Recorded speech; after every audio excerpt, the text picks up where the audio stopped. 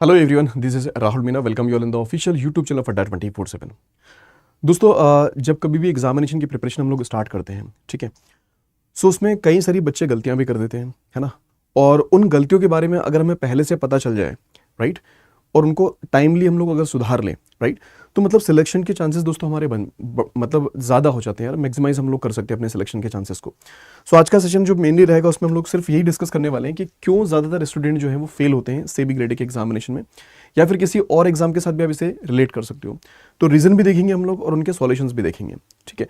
अब देखिए, SEBI grade A का जो डिटेल्ड नोटिफिकेशन है वो आप सभी के सामने है, राइट। टाइम की अगर बात करें तो हमारे पास अभी देखा जाए तो कल से नवंबर आपका स्टार्ट हो जाएगा, तो हमारे पास 2 महीने से भी ज़्यादा का टाइम ड्यूरेशन है, क्योंकि जनवरी को एग्जामिनेशन है फेज़ 1 का, 10 जनवरी को आपका फेज़ 1 का एग्जामिनेशन है। फेज़ 2 के लिए भी आपको अच्छा खासा टाइम मिला है, 21 फरवरी में आपका क्या है, फेज़ 2 का एग्जामिनेशन है। तो ये एक अच्छी टाइम ड्यूरेशन है जिसमें आप इस एग्जामिनेशन को बड़े तरीके से प्रिपेयर कर सकते हो।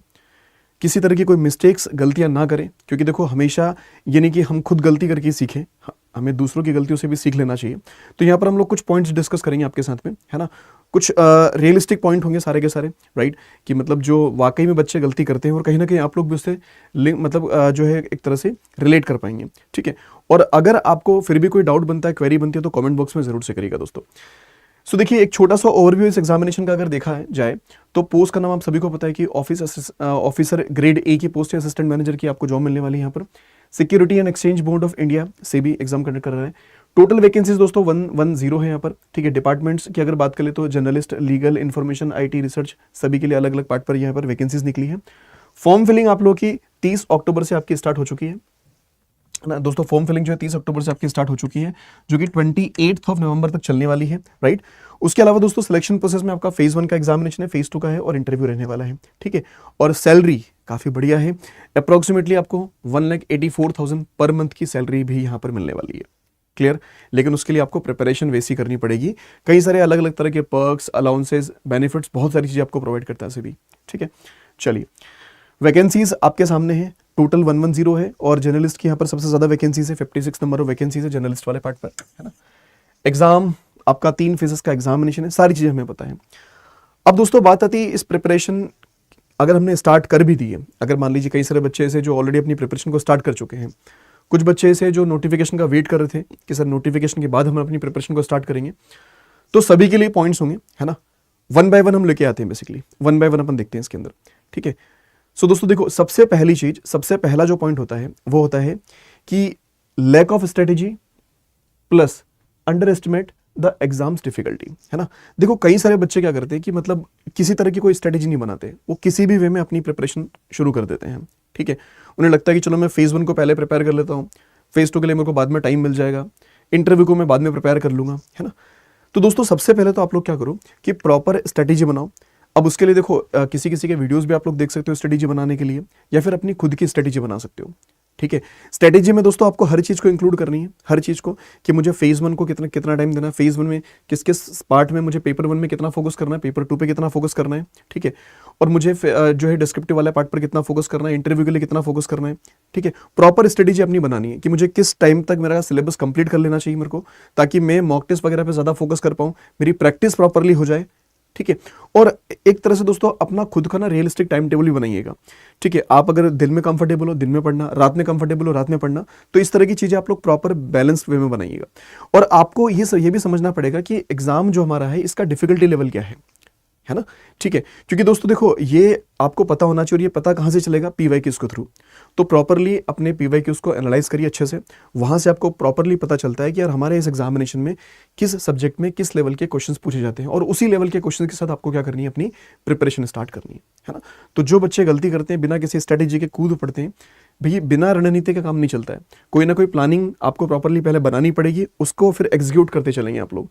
अगर बस निकल लेगी चलो ठीक है शुरू कर देते हैं, फॉर्म भर देते हैं, तो फिर कोई मतलब नहीं बनेगा उसका। तो पहले प्रॉपरली स्ट्रेटेजी बनाइए अपनी कि मुझे किस तरह से किस सब्जेक्ट को कितना टाइम देके कंप्लीट करना है, ठीक है। किस वे में मैं इसको कंप्लीट कर पाऊंगा फेज़ 1 के लिए, फेज़ 2 के लिए और इंटरव्यू तक जाने के लिए। तो ये चीज आप सबसे पहले डिसाइड करिए दोस्तों। उसके अलावा देखिए सबसे एक पार्ट और होता है कि poor time management during the preparation, है ना। यहाँ पर कोई टाइम मैनेजमेंट की मतलब होता ही नहीं कि जब जब दिन कर रहा, जब दिल कर रहा तब पढ़ लिया, जितना टाइम देना पड़ा जिस सब्जेक्ट को पढ़ लिया, ठीक है। कई सारे बच्चे तो ऐसे होते हैं कि जिनको किसी किसी सब्जेक्ट को पढ़ना अच्छा लगता है मेनली, है ना, कि उनको लगता है कि यार ये सब्जेक्ट मेरा फेवरेट है। तो यहाँ पर फेवरेट वाली बात कुछ नहीं है। आपको कुछ मतलब अगर जो सब्जेक्ट फेवरेट आपको लग रहा है तो उसमें कुछ ज़्यादा नहीं कर लोगे आप लोग मेनली। अगर एग्जाम निकालना है, एग्जाम क्वालिफाई करना है बेसिकली, तो आपको एक प्रॉपर टाइम मैनेजमेंट के साथ अपनी प्रिपरेशन करनी पड़ेगी। सारे सब्जेक्ट्स को एक तरह से बैलेंस वे में प्रिपेयर करना पड़ेगा, ठीक है। तो अगर उस हिसाब से अगर प्रिपरेशन करोगे तब तो सिलेक्शन के चांसेस बनते हैं दोस्तों। अगर टाइम मैनेजमेंट आप यहाँ नहीं करोगे, प्रिपरेशन जर्नी में नहीं करोगे, ठीक है, तो वहां पर भी दिक्कत करेगी आप लोगों को। आपको ये भी ध्यान रखना है कि जब मैं फेज वन को अटेम्प्ट करूंगा, मेनली फेज वन को अटेम्प्ट करूंगा, पेपर वन को अटेम्प्ट करूंगा, ठीक है, तो उसमें मैं किस तरह से अपने टाइम को मैनेज करूंगा, तो वो चीज उसकी जब वो वहां पर जो परफॉर्मेंस दोगे आप लोग, उसकी प्रिपरेशन आपकी पहले से की जाती है। ऐसा नहीं कि अचानक से वहां पर आप कुछ अलग ही हो जाएगा, जादू सा हो जाएगा, तो वो नहीं होता है ना। तो जो प्रिपरेशन जर्नी है उसमें आपको ध्यान रखना है कि मैं प्रॉपर अपना टाइम मैनेजमेंट करूं, किस सब्जेक्ट में मुझे कितना टाइम देना है उसको मैं पहले से फिक्स करके रखूंगा, ठीक है। मैं सेल्फ स्टडी कितनी करूंगा, सपोर्ट स्टडी के थ्रू मैं कितना टाइम लूंगा बेसिकली। जैसे मान लीजिए कई सारे बच्चे होते हैं जो यूट्यूब से प्रिपरेशन कर रहे हैं, तो ऐसा नहीं दोस्त कि मतलब सारा टाइम आप यूट्यूब को दे दो, ठीक है। अगर सारा टाइम आपने यूट्यूब को दे दिया, या फिर जो बच्चे पेड के थ्रू प्रिपरेशन करते हैं, तो ऐसा भी नहीं करना है कि सारा का सारा टाइम अपने पेड क्लासेस को दे दिया है ना। जब तक आप लोग खुद से सेल्फ स्टडी नहीं करोगे तब तक वो चीजें उस तरह से मतलब प्रिपेयर नहीं हो पाएगी आप लोगों की।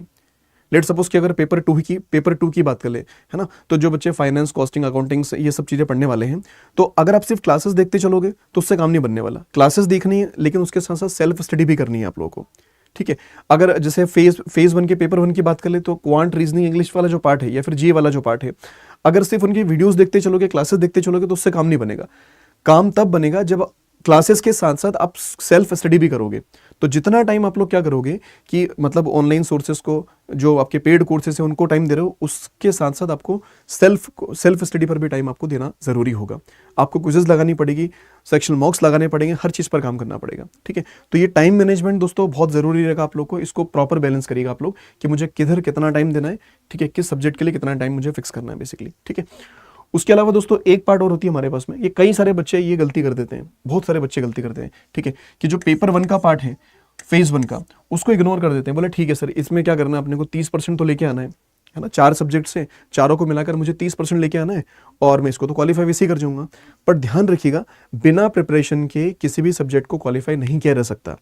अब इसके अंदर 4 सब्जेक्ट से आप लोग हैं, जैसे जीए की बात कर ले, तो जीए के अंदर भी क्या है कि जीए के अंदर उन्होंने मेंशन करके रखा है कि जो जीए का जो पार्ट है ना, उसमें से करंट अफेयर्स तो है, लेकिन जो कुछ पार्ट बनेगा वो आपका फाइनेंशियल अवेयरनेस से पूछा जाएगा, financial awareness plus SEBI updates वाला पार्ट से, ठीक है। तो उसको भी प्रिपेयर अच्छे से करना पड़ेगा।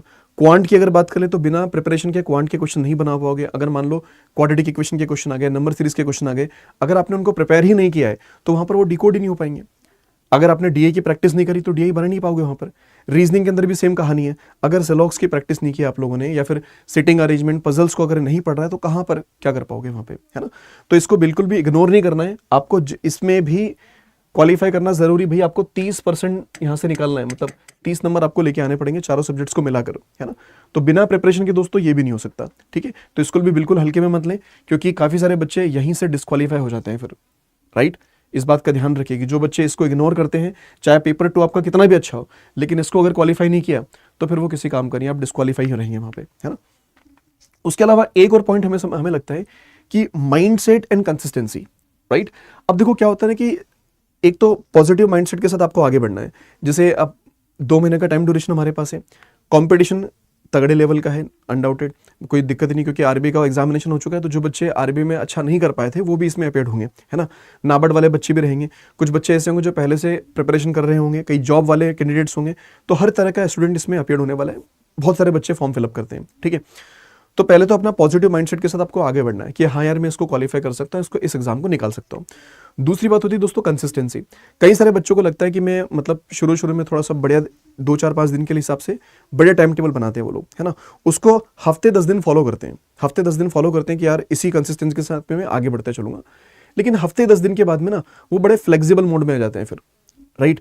वो फिर अपने हिसाब से जब टाइम मिला तब पढ़ लिया, जब टाइम नहीं मिला तब नहीं पढ़ा। कोई सब्जेक्ट अच्छा लगा तो उसको ज़्यादा पढ़ लिया, किसी सब्जेक्ट में दिक्कत आ रही तो उसको छोड़ दिया, फिर आगे बढ़ गए। तो वो सब काम नहीं करना है। कंसिस्टेंसी बहुत मैटर करती है जो भी आप टाइम टेबल बनाओगे। इसलिए हमने स्टार्टिंग में कहा था कि रियलिस्टिक टाइम टेबल बनाइएगा अपना, ऐसा टाइम टेबल बनाइएगा जिसको लंबे समय तक आप लोग फॉलो कर पाए, है ना। और थोड़ा फ्लेक्सिबल तो रहेगा उसके अंदर यार, ठीक है, एकदम रिजिड नहीं होता है वो, ठीक है। अब हम लोग अपनी फ्लेक्सिबिलिटी के हिसाब से जो सुटेबल टाइम मिले उसके हिसाब से अपन अपने आप को ढाल सकते हैं, अपनी पढ़ाई कर सकते हैं, ठीक है। लेकिन पॉजिटिव माइंडसेट रखना बहुत ज़रूरी है इस प्रिपरेशन जर्नी के अंदर, ठीक है। आपको बहुत सारी चीज़ पहले से पता है, कंपटीशन टफ है इसके अंदर, है ना। इतने सारे सब्जेक्ट से पढ़ना पड़ेगा, ऑब्जेक्टिव के साथ साथ डिस्क्रिप्टिव वाला पार्ट भी है, इंटरव्यू राउंड भी है, और ये सब चीज़ें आपको गुजरना है एक तरह से, ठीक है। और दूसरा कंसिस्टेंसी बहुत ज़रूरी है, ठीक। फिर दोस्तों बात आती है हमारे पास एक पॉइंट की और, जो कि यार ये होता है कि आप लोग उतने MCQs और मॉक टेस्ट की प्रैक्टिस ही नहीं करते हो जितनी रिक्वायरमेंट है ना। कई सारे बच्चे ऐसे होते हैं जो एग्जाम सिर पर आ गया और वहीं तक अपना सिलेबस ही कंप्लीट करने में लगे हुए हैं, है ना, ठीक है। तो दोस्तों ध्यान रखिए कि यार जब तक आप लोग प्रैक्टिस नहीं करोगे ना, जैसे आपने थ्योरीज वगैरह पढ़ ली अच्छे से, अब अपने MCQ प्रॉपर्ली प्रैक्टिस नहीं है, चाहे वो किसी भी पेपर की बात कर ले, पेपर 1 की बात कर ले, पेपर 2 की बात कर ले, जब तक MCQ की प्रैक्टिस नहीं करोगे, जब तक आप लोग क्विजेस पे काम नहीं करोगे, क्विजेस पर काम नहीं करोगे, तब तक पॉसिबिलिटी बनती ही नहीं कि आप उस एग्जाम में अच्छा परफॉर्म करोगे। क्योंकि यहाँ पर भी टाइमिंग की बात होती है ना दोस्त, ठीक है। टाइम आपके पास दे रखा था, ये भी ये टाइम क्लॉक चलती रहेगी, उसी टाइम ड्यूरेशन में आपको चीज़ें बनानी अच्छे से, क्लियर। तो वो तभी हो पाएगा कि जब आप लोग क्विजेस, सेक्शनल मॉक्स और मॉक टेस्ट पे अच्छे से काम करोगे। अब ये मॉक टेस्ट तक पहुंचने के लिए देखो कुछ हद तक आपको सिलेबस कंप्लीट करना पड़ेगा। ऐसा जरूरी नहीं कि पूरा मैं 100% सिलेबस कंप्लीट करूंगा सर, उसके बाद में मॉक टेस्ट पर जाऊंगा, ऐसा नहीं होता है दोस्त। आप लोग 20% 30% सिलेबस भी अगर अपना कंप्लीट कर लेते हो तो आप लोग क्विजेज, सेक्शनल मॉक्स और मॉक टेस्ट पर आ जाया करो, ठीक है। मतलब हफ्ते में एक मॉक टेस्ट लगा लिया हम लोगों ने, ठीक है। फिर जिस तरह से अपना सिलेबस कंप्लीट हुआ तो उसकी फिर अपने जो मॉक्स है उनकी फ्रीक्वेंसी थोड़ी बढ़ा ली, और मॉक टेस्ट लगाने के साथ साथ क्या करना है, उनका प्रॉपर एनालिसिस भी करना है, क्योंकि उसके अंदर भी हमें गलतियां पहचानना जरूरी होता है। मॉक टेस्ट हमने लगा लिया उसका मतलब ये नहीं कि अपने को बस हो गया काम, नहीं। अगर आपने मॉक टेस्ट लगाया है, अगर मॉक टेस्ट के अंदर आपने जितना भी टाइम दे रहे हो उससे मान के चलिए आधा घंटा पौना घंटा आपको ज्यादा देना पड़ेगा उसके एनालिसिस के अंदर। और एनालिसिस में जिन बच्चों को लगता है ना कि मैं टाइम वेस्ट करूंगा सर, इससे बेहतर है कि मैं एक और मॉक टेस्ट लगा लूं, तो कोई मतलब नहीं बनेगा, ठीक है। जिन बच्चों को लगता नहीं सर एनालिसिस से बेहतर है कि मैं एक और मॉक टेस्ट लगा लूं, वो बहुत बड़ी गलती करते हैं आप लोग, है ना। क्योंकि हमें पता होना चाहिए कि पहले जो मॉक टेस्ट मैंने लगाया बेसिकली उसमें मैंने क्या क्या गलतियां करी है, जो गलती मैंने उसके अंदर करी, उस मॉक टेस्ट के अंदर जो भी सिली मिस्टेक्स मेरे से हुई है, उन सिली मिस्टेक्स को मैं इंप्रूव करूंगा, अगले मॉक टेस्ट के अंदर वो गलती नहीं करूंगा। किस टॉपिक के क्वेश्चन मुझसे नहीं बने, जिस टॉपिक के क्वेश्चन मेरे से नहीं बने हैं उस टॉपिक को मैं एक बार थोड़ा सा रिवाइज कर लेता हूं, है ना। जिस टॉपिक्स मुझे आता था और उस टॉपिक के भी क्वेश्चन अगर छूट गए तो क्यों छूट गए, क्या ऐसा कॉन्सेप्ट था उस क्वेश्चन के अंदर जो मैं समझ नहीं पाया उसको, तो वो हर तरह की गलती आपको एनालाइज करनी पड़ती है प्रॉपरली। और धीरे धीरे धीरे mock test by mock test आप लोग उनको इंप्रूव करते चलोगे तो दोस्तों एक बेहतर स्कोर आप लोग कर पाएंगे मॉक टेस्ट के थ्रू, ठीक है। और ध्यान रखिएगा जैसा आप लोग मॉक टेस्ट के अंदर परफॉर्म करते हो वैसा ही आप एग्जाम के अंदर भी परफॉर्म करोगे। तो मॉक टेस्ट जब कभी भी आप लोग लगाएंगे तो वो एक सिटिंग में लगाना आप लोगों को, एक ही सेटिंग में उसको प्रॉपर लगाइएगा कि एग्जाम की तरह मैं उसको देने वाला हूं कि यार अगर मेरा पेपर ऐसा आता तो मेरा स्कोर क्या बनता है ना। और उसको थोड़ा सीरियसनेस के साथ दिया करो, ऐसा नहीं कि जस्ट मॉक टेस्ट ही तो है, घर में कभी भी शोर चल रहा है, किसी ने आवाज़ लगा दी तो मॉक टेस्ट को बीच में पॉज करके चले गए, फिर आके बैठ गए, फिर शुरू कर लिया, तो वो सब नहीं, एक प्रॉपर वे में उसको दीजिएगा आप लोग सीरियसनेस के साथ में, है ना। तो ये भी कई सारे बच्चे गलती करते हैं, तो इसको भी थोड़ा सा ध्यान रखें। एक और बात समझ में आती है दोस्तों, वो होती है डिस्क्रिप्टिव राइटिंग को लेकर। डिस्क्रिप्टिव राइटिंग को लेकर एक बात बताइए कि आपको फेज 2 के लिए कितना टाइम मिलेगा। देखो फेज 1 आपका 10 जनवरी को है, 10 जनवरी को फेज 1 है, और फेज 2 आपका क्या है, फरवरी में फेज 2 है ना, 21 फरवरी को फेज 2 का एग्जामिनेशन है। तो टाइम ड्यूरेशन तो वो भी कम है एक तरह से देखा जाए तो, है ना, क्योंकि आपको अच्छे लेवल को प्रिपरेशन करनी पड़ेगी। तो डिस्क्रिप्टिव राइटिंग का जो पार्ट है दोस्तों, इसको इग्नोर ना करें, हल्का फुल्का सा अपना कंटेंट पहले से प्रिपेयर करते चले, थोड़ा बहुत जो भी टाइम मिलता है आप लोगों को, है ना, आधा घंटे के आसपास का, 1 घंटे के आसपास का, जितना टाइम दे सकते हो, हफ्ते में देख सकते हो, एक दिन, है ना। तो उसके हिसाब से आपको क्या करना है, इसको थोड़ा प्रिपेयर करना चलता है, क्योंकि ये पेन पेपर मोड पे तो होना नहीं है, ऑनलाइन होगा कीबोर्ड पे के थ्रू, है ना। तो वहाँ पर हम लोग की किसी तरह की कोई स्पेलिंग मिस्टेक्स ना हो, ग्रामेटिकल एरर्स ना करें हम लोग, वहाँ पर अपनी स्पीड प्रॉपर बनी रहे, ठीक है। और हमें थोड़ा सा अपने थॉट को भी उस तरह से बनाना है कि हम लोग उसको एक्सप्रेस कर पाए, लिख पाए उसके अंदर, तो उसकी प्रैक्टिस पहले से की जाती है। थोड़ी थोड़ी प्रैक्टिस अगर आप अभी से करते चलोगे ना तो बहुत ज़्यादा फायदा मिलता है। बोलते हैं ना दोस्तों, बूंद बूंद करके घड़ा भरता है, ठीक है। तो वही कहानी यहाँ पर भी, जितना आप लोग थोड़ा थोड़ा करके आप लोग प्रिपेयर करते चलोगे, वो आगे जाके कंपाउंडिंग वाला पार्ट समझते हो ना, कंपाउंडिंग वाली कंडीशन, तो वो आपको आगे जाके दिखेगा फिर, है ना। तो इसको भी इग्नोर ना करें बिल्कुल भी। उसके अलावा दोस्तों एक लास्ट पॉइंट हमें दिखता है कि यार ओवरवेल्म बाय द सिलेबस, मतलब कई सारे बच्चे क्या करते हैं कि भाई मल्टीपल सोर्सेज के थ्रू प्रिपरेशन करते हैं, ढेर सारे सोर्सेज। उन्हें लगता है कि मैं ढेर सारी पीडीएफ अगर इकट्ठी कर लूँगा, ढेर सारी मैं बुक्स अगर इकट्ठी कर लूँगा, मैं अलग अलग यूट्यूब चैनल को मैं फॉलो कर लूँगा तो मेरा सिलेक्शन के चांसेस बढ़ जाते हैं, जबकि ऐसा नहीं होता है दोस्तों। शुरुआत में क्या करें आप लोग, थोड़ा सा चीज़ों को एक्सप्लोर करो, छानो, मतलब देखो कि मेरे कहाँ कहाँ से मतलब कंटेंट बेस्ट है, कहाँ का सिलेबस बेस्ट है, बेसिक मतलब कहाँ के सोर्सेज बेस्ट है ना, कहाँ से सिलेक्शंस हुए मेनली, थोड़ा उनको एक्सप्लोर करो अच्छे से। एक्सप्लोर करने के बाद में लिमिटेड चीज़ें रखिए आप लोग, जितना कंटेंट आपके पास कम होगा, ठीक है। देखो क्वांटिटी से कुछ नहीं होता है, क्वालिटी वाला डेटा होना चाहिए, एग्जाम ओरिएंटेड डेटा होना चाहिए, ठीक है। जो एग्जाम ओरिएंटेड चीज़ें हों उन पर ज़्यादा फोकस करना आपको। ढेर सारी चीज़ें इकट्ठा करने से कभी कुछ नहीं होता है। कई बार तो ऐसा होता है कि कई सारे बच्चे ऐसे होते हैं जो पीडीएफ कलेक्शन वाले काम करते हैं, बस क्वांट की पीडीएफ जहां से मिली कलेक्ट कर ली, इकट्ठी कर ली, रीजनिंग की पीडीएफ इकट्ठी कर ली, पढ़ी कितनी उसके अंदर से, है ना। ऐसा होता है, कई सारे आपके भी दोस्त लोग होंगे जो इस तरह की हरकतें करते होंगे।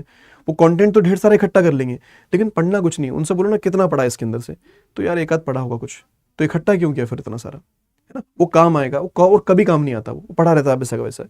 तो इसलिए चीज़ें उतनी रखो, लिमिटेड रखो, जिसको आप लोग मतलब प्रॉपरली पढ़ पाओ, जिस पर आप काम कर पाओ, ठीक है। क्योंकि दोस्तों कंप्लीट करने के बाद में ना आपको रिवीजन भी करना होता है। ऐसा नहीं कि मतलब आपने एक बार अगर सिलेबस कंप्लीट कर लिया तो हो गया, वो नहीं। उसको जब तक आप रिवाइज नहीं करेंगे तब तक वो बात सॉरी, जब तक आप उसको रिवाइज नहीं करेंगे तब तक बात नहीं बनेगी। क्योंकि जब चीज़ों को हम एक बार पढ़ते हैं ना तो बात कुछ और होती है, जब उसी चीज़ को हम दोबारा पढ़ेंगे ना तो कुछ और बात होगी। आपने भी कभी रियलाइज किया होगा इस तरह का कि अगर आपने कोई एक चैप्टर एक बार पढ़ा आपने, है ना, तो वो थोड़ा समझ में आया। जब दोबारा पढ़ा तो हो सकता है कि कुछ नए पॉइंट्स आपको मिल गए और थोड़ा और समझ में आ गया, ठीक है। और तीसरी बार अगर पढ़ने गए तब तो और भी चीज़ें निकल कर आई आपके लिए, और वो बढ़िया तरीके से समझ में आने लगा, है ना, और दिमाग में बैठ गया वो चीज़ें। तो इसलिए रिविजन इज़ वेरी इंपॉर्टेंट, है ना। तो ऐसा भी हो सकता है कि जैसे मान के चलिए जितना भी सिलेबस आपके पास है किसी भी सब्जेक्ट का, तो सारे टॉपिक्स अगर नहीं करने तो कुछ टॉपिक्स आप छोड़ भी सकते हो, कोई दिक्कत नहीं, है ना। लेकिन जितने टॉपिक्स आप लोगों ने किए उनको ये करो कि कोशिश करो कि मल्टीपल टाइम्स हम लोग क्या करते हैं, रिवाइज कर ले उसको अच्छे से, है ना।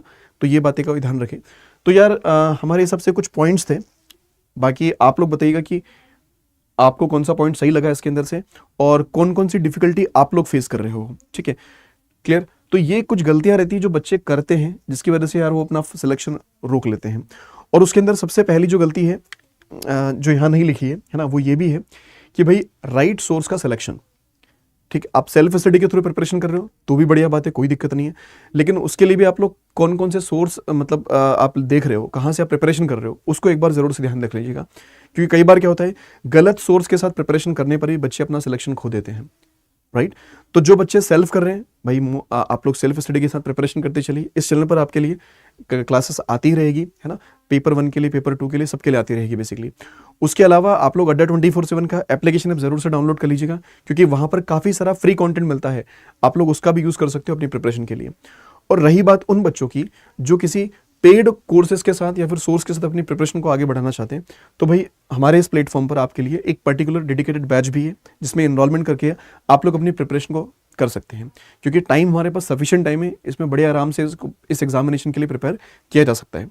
तो जो बच्चे एनरोल करना चाहे पेड कोर्सेज में, उनके लिए क्या है कि भाई देखो, एक तो स्टेप बाय स्टेप आगे बढ़ना है, बहुत ज़्यादा जल्दबाजी ना करते चले आप लोग, है ना। अब पेड कोर्स की अगर दोस्तों बात कर ले तो ये कोर्स हम लोग का है जिसके अंदर सेबी जर्नलिस्ट, आईटी, लीगल, तीनों के लिए अलग अलग बैचेस है। आप जिस किसी बैच में एनरोल करना चाहे अपने अकॉर्डिंग वो कर सकते हैं मेनली, ठीक है। और देखिए हर एक सब्जेक्ट के लिए यहाँ पर अलग अलग रिस्पेक्टेड फैकल्टीज है, जितनी भी फैकल्टीज है काफ़ी ज़्यादा एक्सपीरियंस फैकल्टीज है सारी की सारी, है ना। एनरोलमेंट के लिए आप लोग इस रेफरल कोड का यूज़ कर सकते हैं जिसके थ्रू आपको मैक्सिमम डिस्काउंट यहाँ पर मिलेगा। अब एनरोलमेंट करना किस तरह से, एक बार जरा वो भी हम लोग देख लेते हैं दोस्तों। तो देखिए, एनरोलमेंट के लिए आपको सबसे पहले जाना होगा अड्डा 24/7 की अपनी वेबसाइट के ऊपर। तो आप वेबसाइट पर चले गए, यहाँ पर फर्स्ट लिंक पर क्लिक किया आप लोगों ने, ये जो इंटरफेस दिख रहा है इसमें आपको जाना है ऑल कोर्सेज में। लेफ्ट हैंड साइड को स्क्रॉल डाउन करके रेगुलेटरी बॉडीज एंड एसओ पर जाइएगा। यहाँ पर दोस्तों कई सारे कोर्सेस आपको दिखेंगे, इसी में आपको नजर आएगा सेबी। तो ये रहा सेबी, ठीक है। अब इसमें से जिस किसी स्ट्रीम के लिए आप जाना चाहें उसके लिए जा सकते हैं। लेट सपोज कि आप जर्नलिस्ट के लिए जाना चाह रहे हैं तो जर्नलिस्ट में आप लोग क्लिक करेंगे। ये जो बैच है दोस्तों, इसमें आप क्या क्या पढ़ने वाले हो, इसका प्रॉपर स्टडी प्लान, इसके अंदर कौन कौन सी फैकल्टी, सब कुछ आपको इसी में आपको देखने को मिल जाएगा। देखिए, ये सारे के सारे फैकल्टीज के बारे में आपको देखने को मिल जाएगा, है ना। उसके अलावा इस पैकेज के अंदर आपको क्या क्या मिलने वाला है ना, वो सारी की सारी चीज़ें आप जान सकते हो यहाँ से। सब्जेक्ट कौन कौन से कवर्ड होंगे वो सारा का सारा पार्ट आप देख सकते हो। एग्जाम वो तो बाकी चीज़ आपको ऑलरेडी पता है ना। तो एनरोलमेंट के लिए आपको करना है क्या है, बाय नाउ पर जाना है। यहाँ एक कूपन कोड मांगा जाता है ना, कूपन कोड, तो कूपन कोड होना चाहिए दोस्तों Y710। तो Y710, जस्ट अ मिनट, है ना, 710, ठीक है, Y710 इसको अप्लाई कर दीजिएगा। तो जैसे अप्लाई करेंगे काफी ज्यादा डिस्काउंटेड प्राइस के साथ ये पूरा का पूरा पैकेज आपको मिल जाएगा, ठीक है। तो जो कोई बच्चे एनरोल करना चाहे मोस्ट वेलकम। रेफरल कोड का ध्यान रखिएगा Y710, जाकि मैक्सिमम डिस्काउंट आपको मिल पाए। 80% की बजाय आपको 81% का दोस्तों यहाँ पर डिस्काउंट मिलेगा। तो जो कोई बच्चे अपनी प्रिपरेशन स्टार्ट करना चाहते हैं बिल्कुल कर सकते हैं।